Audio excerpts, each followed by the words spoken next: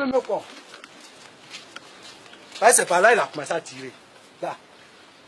C'est par là qu'il a commencé à tirer. Le premier corps est couché là. On était arrivé. Il a atteint un premier coup de tir au niveau de là.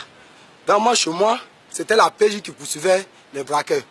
À ma grande surprise, où je remarque un gars, 3 personnes qui sont vraiment très armées. Ils ont poché les cartouches au niveau du ventre. Ils ont trouvé le jeune frère qui est couché là. Ils l'ont abattu en même temps.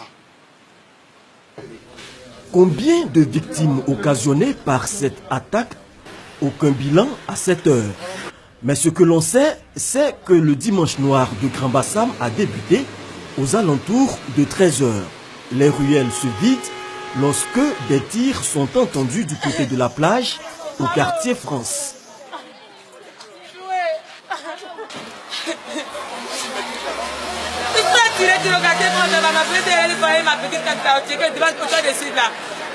Maintenant, on dit sur la tirette, il y a beaucoup de corps. Ils ont pris des corps pour venir à l'hôpital. Je ne sais pas si on a pris le temps de recevoir aux appels.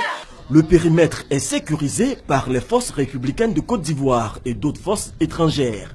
Des fouilles sont faites sur les personnes qui sortent du site de l'attaque, pendant que les blessés sont évacués dans les différents centres hospitaliers. Les points névralgiques de l'attaque sont les alentours de l'hôtel Étoile du Sud.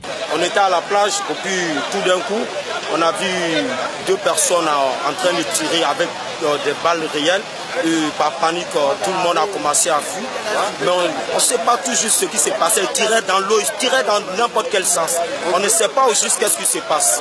Voilà. En tout cas, ce que je peux dire, il y a vu un peu dedans, ils sont venus, ils étaient un peu nombreux, ils étaient au moins 5 ou 6 personnes.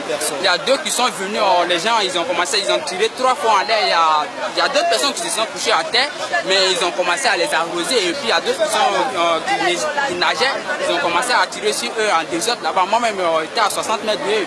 Bon, je ne sais pas comment moi-même me suis en sorti, mais par la grâce de Dieu. Ils étaient habillés comment? Bon, il y a un qui était habillé en tout noir, il avait porté un casque tout noir, puis il y a d'autres qui étaient en civil, mais ils avaient porté les gilets anti-balles, mais ils étaient bien armés en tout cas, ils étaient bien armés.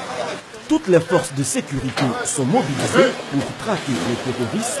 La cité de Grand Bassam reste pour l'heure sous le choc.